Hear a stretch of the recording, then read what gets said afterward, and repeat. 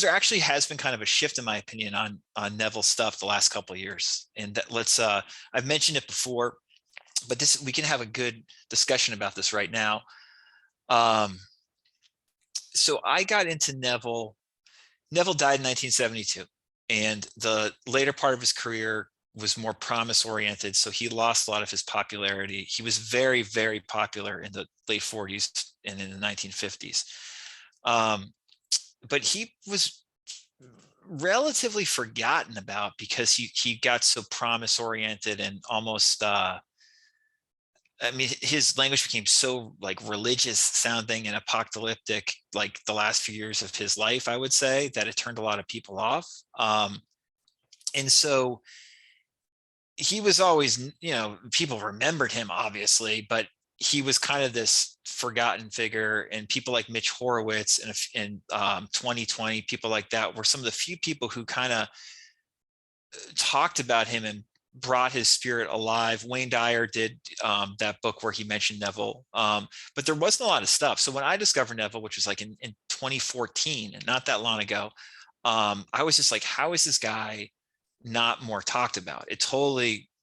I was so confused, and I still am so confused as to like why this guy is not better known. I was like, this is just bizarre to me. And having my kind of contrarian, far out stress management Zen background, I was like, oh, I can draw parallels between the stuff I do and what Neville does. And at first I just wanted to like edit some of his stuff and put it on Amazon because I knew how to do that, and it's in public domain. And at that time, there really weren't that many edited collections of his stuff out there. So that's what I did. And then I was convinced to write stuff about him. And that's how I wrote like Relax More, Try Less, and Mindful Manifestation, and Manifestation Through Relaxation.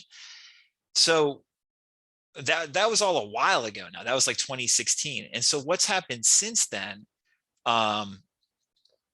is, first of all, like Reddit has become much bigger, like the Neville Reddit stuff and pages that kind of spun off of that. And then YouTube has been this kind of renaissance for Neville. There's been, I would say, a really increased interest in Neville stuff over the last like 4 years. And a lot of that, I think, is because of YouTube. And there's some really, really good stuff on YouTube from different people applying Neville's advice. Really, really good. I come at his stuff much more pragmatically and kind of from the stress reduction viewpoint, as opposed to, I would say, most people. And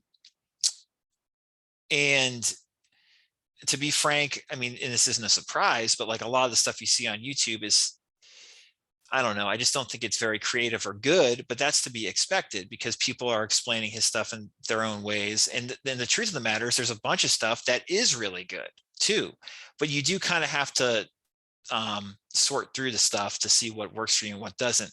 Likewise, Neville Reddit, there's a ton of good inspirational stories on Reddit about, people applying Neville's advice. Amazing, ridiculous stories, very inspirational, which I believe too. I mean, they're true, at least, a lot of them are. But everybody knew there was a but coming. I did that episode called Neville Goddard Failures. I think what a lot of people don't understand is that Neville's advice, generally speaking, is hard to apply for most people, in the sense that it seems easy, it seems simple, but when you actually try to apply it, it just doesn't work as effectively as you might expect, or work as consistently as you would expect, given how seemingly simple the instructions are. And I would say that on YouTube and in general, people just don't want to acknowledge that. And one reason I know this is the truth is just because if more people were having the success that some people claim they are, and I'm not saying those people aren't having success, but if the majority of people were having success with his stuff, I would hear more about it, and it'd be a different world, to be frank. I mean, so there is kind of this naive, gullible aspect to it, and there's also a really cultish aspect to Neville, and there's a complete lack of education of the history of the New Thought movement and the Law of Attraction movement in this country when it comes to Neville, where people are think that Neville is incredibly unique when he's not. I mean, what he's talking about is super articulate, super, like, he's, one of my favorite teachers, obviously, and just he's so Shakespearean, and so eloquent in how he teaches. But what he's talking about is essentially exactly the same as all the other teachers we're talking about on the podcast, or at least very, very similar. And the stuff that's not similar that Neville talks about, like the promise, is bullshit, in my opinion. Now, many people would say that's not true. Many people would say his later teachings are exactly like his earlier teachings.